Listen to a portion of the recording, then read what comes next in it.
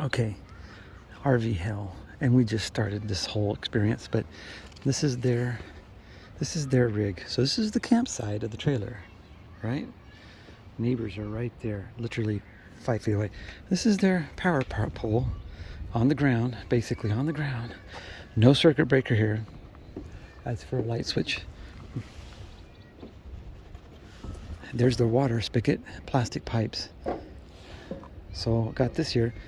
That goes all the way across the other side of the trailer. And this is literally 5 feet between us and the neighbors.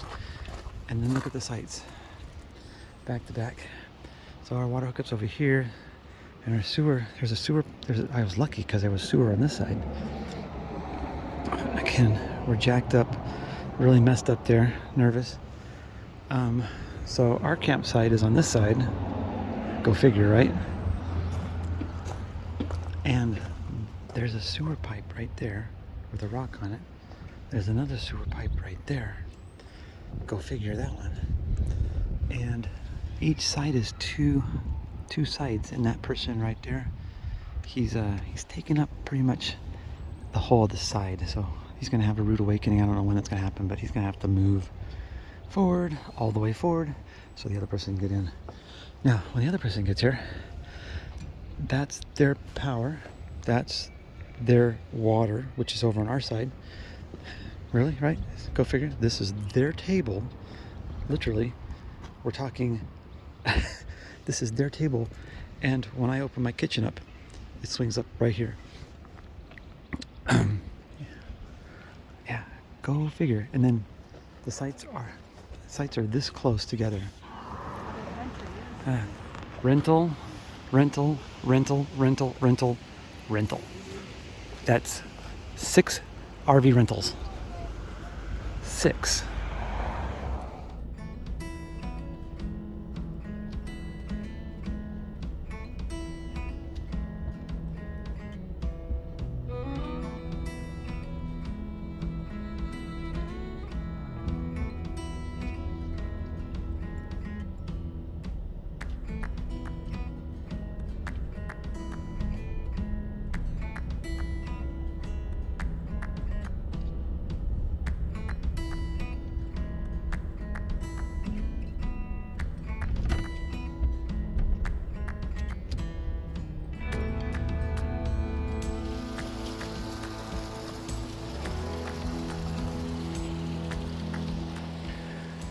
Right now, this time of year in California, you got a lot of wild flowers everywhere. There's a beautiful little monarch butterfly. We don't see too many of in Oregon. But anyways, I'm going to do a little panning right here in this erosion way. It's kind of interesting. There used to be a little bridge right here, it looks like. Some concrete work right here. Looks like it used to drive across this road, and that's probably washed away. And there's a hummingbird. Huh. Right there on the branch.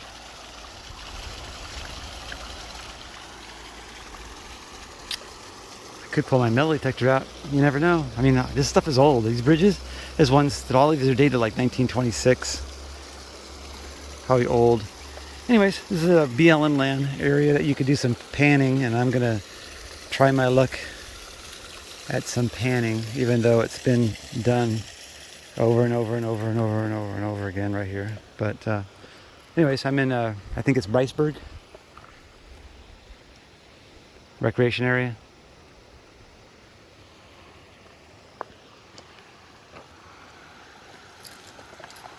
It's all it's like, I don't know, it's not like it's not granite. It's like slate or something. I don't know. It's just almost looks like petrified wood back there.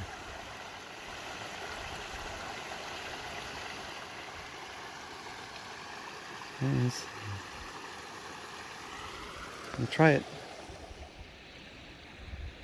Right, well, I just was going to pan out this thing, and I'm looking down, and I'm seeing all kinds of sparkly stuff that looks in the water. I swear to you, it looks like gold. Do you see it? Do you see it all right there?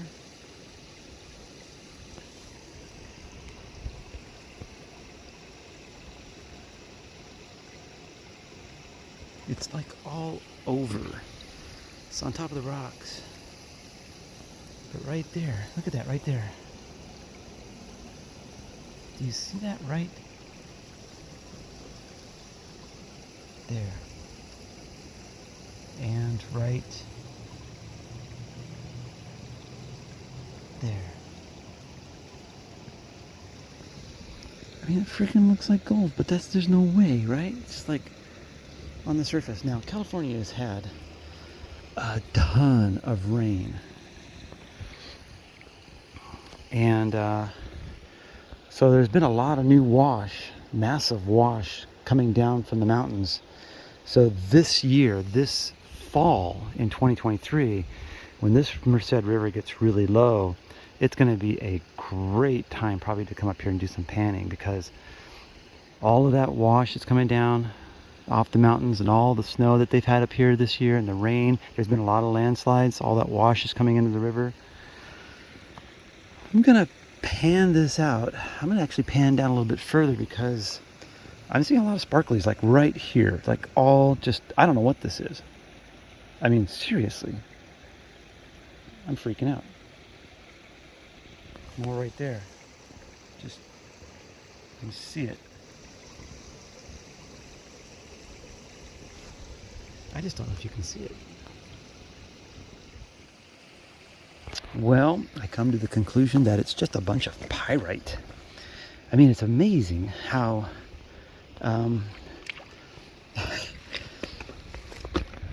how cool that looks. And I've never seen pyrite like be flaky like that, but it's flaky everywhere. I mean, it's just so much gold flake. But it's I did pan through some, and it's not heavy, and it's just floating off. I mean, I'm getting the black sand, but there's no gold or anything sticking with it. Pretty interesting. I mean, there's quartz and stuff mixed in here, quartz, but you know, where there's quartz, there may not always be gold, right? So, anyways, I thought that was kind of fun. Just, you know, something that I saw and I noticed in there, and I go, well, that's just crazy, but yeah.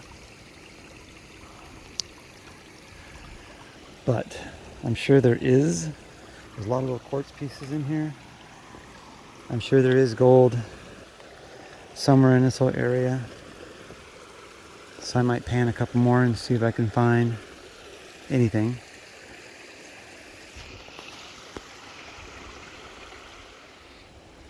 So the unfortunate thing is, yeah, it's like fire. You can see all the gold flakes, but they just float around with the water. I don't know if you can see them, but they just move around with the water. There's one that came out of my pan right there. It's just a piece of pyrite. See it?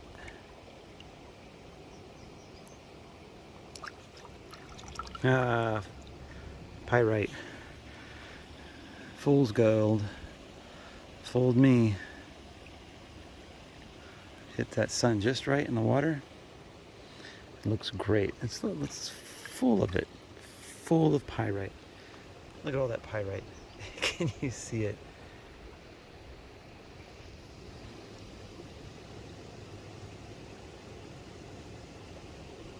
That's all from my pan. All of that shiny glitter is from my pan. It's just, yeah, sucky. Well, that's the Bryceburg Recreation Area right there, parking. The visitor center, I think, is all closed over there. This is where I think rafters, oh my gosh, is it here? I think rafters are putting in here, or maybe they're getting out here. I don't know. That's pretty rough down that way, but we did see a bunch of rafters somewhere. I want to say we saw them further up. So a bunch of cars. But anyways, I think rafters either get in or get out here at the Bryceburg area, seems like. And I know some further up the road, back down the road, there was like rafting trips. So they might start here and then get out later. But yeah, I should have just went down there and panned up along the creek down that way, off that one. And I came up here because I knew there was a creek over here. I wanted to try maybe up this little wash. But again, I should bring my metal detector up, because this probably was a road that's been eroded, gone. Bridge, you know, used to be here to create the road, but the road is gone. But anyways, there is a bridge across there. That's where I came across. Really tight turn and narrow, but I made it with my F-150 6.5 bed turn. Probably could have made it with the 8-foot. And not much access to the river from up here. You can crawl down this little embankment where the erosion is if you wanted to get down to the river that way on this side. And you could go further down the trail. This is a really long trail. And you can get down the river further in. And I saw about 4 miles back. It's a long ways to walk.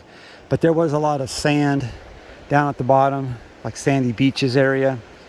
But anyways, this is the worst time to be trying to do panning for gold, because it's spring, the snow melt, the river's super high. You know, of course, if there's any gold in the river, it's going to be stuck in behind some rocks, or in the middle, or it's going to be in the deepest area spots. But yeah, I should have did the little creek area from runoff and wash. Would have been much easier for me, because I could have got right down to it. But it is what it is. I came over to a spot that was probably a little less traveled, and that erosion probably is a little new also.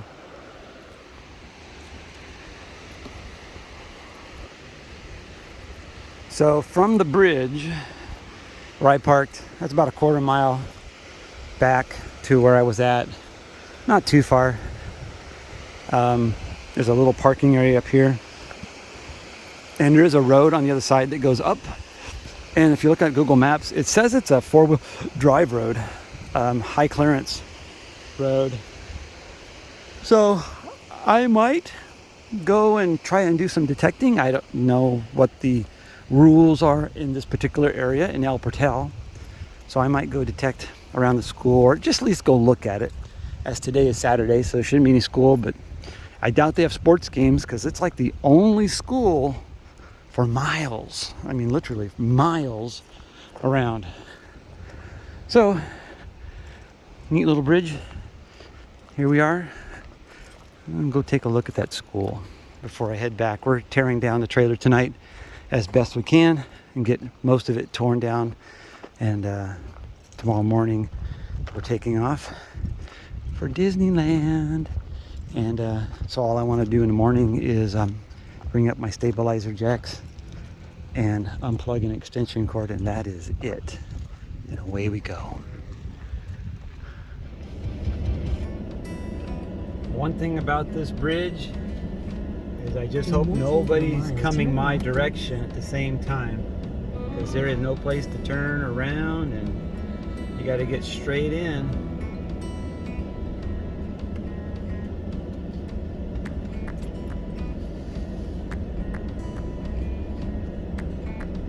Kind of freaky.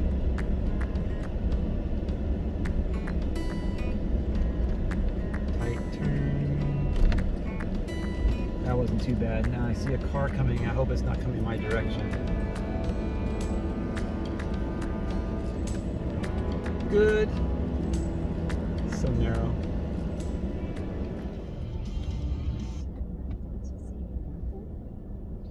So about this is heading towards Yosemite. About 3 miles or so before the town of Incline, which really isn't a town, but it's a spot on the map. You get this detour over a single lane bridge, and I was a little nervous about going over this with the trailer, but there's a lot of trailers that have gone over this bridge. So if you come to it, there was my neighbor that backed into us at the trailer park, and he was nervous about going over this bridge. But he is a little bit longer, I think, than 45 feet. And I know that there's a 45-foot, I think, length limit on this highway. Now, the other side of the highway looks like it just totally got washed out. I don't know how long ago that was, but they had to rebuild this side of the road, which is the old road that used to run along the thing. It's all totally washed out. So I'm not sure how long it's going to take them to rebuild the road on the other side, if they'll ever be able to, with all of that the slide stuff coming down. It's just a bunch of rock, loose rock, etc., etc. But it looks like they've got netting up, so they're trying to contain it.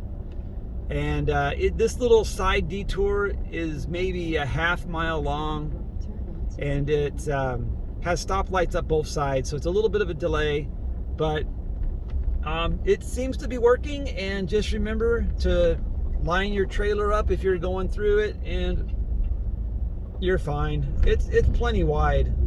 It's just the turns at the beginnings and the ends that might be a little bit tight, so make sure you do wide turns, and then you're back on the road to go. I didn't record it, probably should have, but I just passed a bridge and heights. It's called Height Cove Trailhead, H-I-T-E Cove. Anyways, I just want to let you know that it's a Saturday, and there were probably about 30 cars parked along the side of the road there, probably to do the trail. So just a FYI, when I passed here a little while ago, there was probably an hour and a half ago or hour ago, it was like maybe half that many cars. So it's very limited in parking at the Height Cove Trailhead. And it's just a walk up side along the river, and there's a kind of an old ghost town up there called Heights Cove. So if you get a chance, look that up, H-I-T-E Cove, and you'll see an old mining town that used to be up there. It's probably, I think, about a 4-mile hike to get there. And yeah, something I would have loved to have done, but I just wasn't ready to do an 8-mile hike, especially today. It's the hottest day so far. It's 80 degrees right here where I'm at, and yeah, I would have not liked that. So another day, another time. All right, well, here's with the horseshoe off.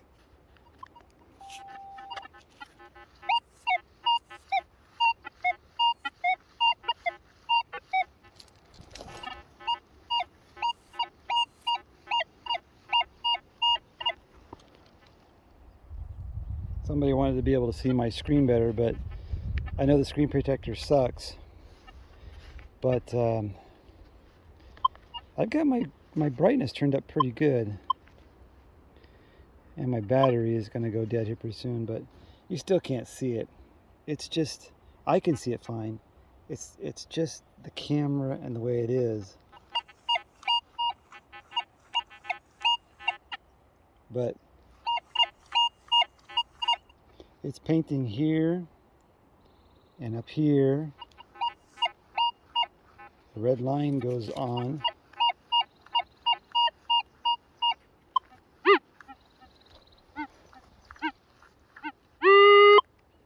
And you can see the paint. When I turn sideways, a little bit more line through here and up here.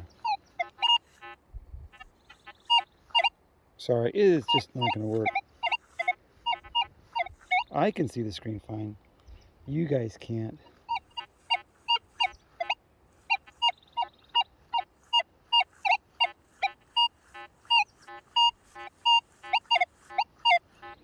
So it's bouncing in and out. Let me dig this and see what this is. I think it's going to be a coin. OMG. Forgot what it was like digging in summer. Coming from the colds of Portland, Oregon to this 80 degrees. Oh, going from night and day. It is horrible. Yuck. And It's full of rocks. Ugh. Anyways, my target's not a coin, but it's down. I mean, what is this? This is like 9 inches, right? 7, 8, about 9. Target was down about 10 inches. It is a piece of metal, so it is a conductive item. But, I mean, what was in the hole? You know, that was giving it maybe a... Thought I had another target off to the side here, but I never went to pursue it. What was giving it maybe the iron? And I have no idea what this is and how old it is, but we are in a baseball, football, soccer field, and I have no idea how old this field is. And we're in Albertel. This little school here is actually the high school, middle school, all in one. And I really couldn't get an exact date on it, but I think it dates back to the probably, I don't know, 60s sometime. So potential silver, potential something in here, but thought I'd walk around for just a little bit of my day before I call this Yosemite trip over. Anyways, that was that. That was a pretty big target. That's a pretty big target. So it's coming through, a little scratchy, showing a little bit of the same old stuff. You know, it's painting up here a little bit. Then I get a little line across here and turn 90. Sometimes I get a good solid, but I called that a coin. I should have said I should have said that I call this a conductive target. That's what I should have said, and not iron. See, that's the thing. Not iron.